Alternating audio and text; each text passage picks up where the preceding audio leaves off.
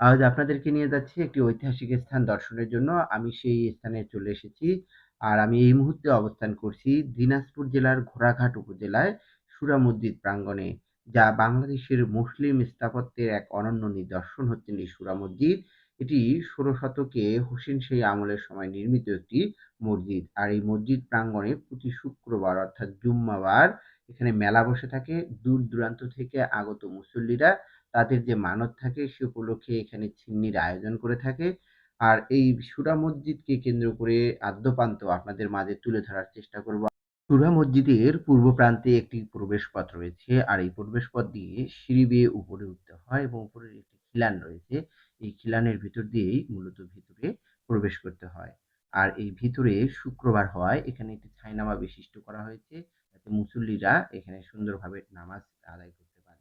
আর সূরা মসজিদের যে দেয়ালের যে কারুকার্য, যে টেরাকোটা শিল্পের নিদর্শন পাওয়া যায়, এটি মুসলিম স্থাপত্যের একটি অনন্য নিদর্শন হিসেবে তা নির্দেশ করে। আর দৃষ্টিনন্দন এই মসজিদটির নির্মাণশৈলী এক নজর দেখতে দেশের বিভিন্ন প্রান্ত থেকে ছুটে আসেন হাজারো পর্যটক। স্থানীয় দর্শনার্থীদের পাশাপাশি আশপাশের জেলা থেকে আসা বিভিন্ন বয়সী মানুষের আনাগোনা থাকে বছর জুড়ে। সূরা মসজিদের নির্মাণ নিয়ে রয়েছে ভিন্ন ভিন্ন মত। কেউ এই মসজিদকে বলেন সৌর মসজিদ বলে ডাকেন, আবার কেউ সূরা মসজিদ বলেন। কারো কাছে এই মসজিদ শাহ সুজা মসজিদ নামেও পরিচিত। একেকজনের কাছে একেক নামে পরিচিত এই ঐতিহাসিক নিদর্শনটি। তবে স্থানীয়দের মতে সুর শব্দের অর্থ অপদেবতা বা জিন। শত শত বছর আগে জিনেরা এক রাতে এই মসজিদটি নির্মাণ করেন বলে স্থানীয়রা অনেকে বিশ্বাস করেন। আবার মসজিদটির কারুকার্য ও স্থাপত্য শৈলী দেখে কেউ ধারণা করেন ১৬ শতকে সুলতানি আমলে হোসেন শাহীর শাসনকালে এটি নির্মাণ করা হয়।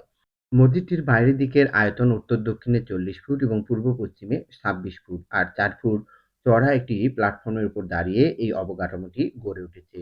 আর এই সুলতানি আমলের বিরল স্থাপত্য সূরা মসজিদ প্রধানত ২ টি অংশে বিভক্ত: নামাজ কক্ষ ও বারান্দা।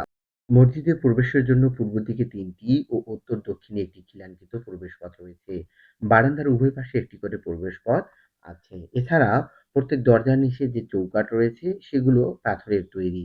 পূর্ব পাশে মসজিদের প্রবেশের যে সিঁড়ি আছে, এখানকার কালো ও বেলে পাথর বাংলার পশ্চিম প্রান্তে অবস্থিত রাজমহল থেকে আনা হয়েছে বলে মনে করা হয়। আর প্রতিদিন শত শত দর্শনার্থী এই মসজিদটি দেখার জন্য আসে।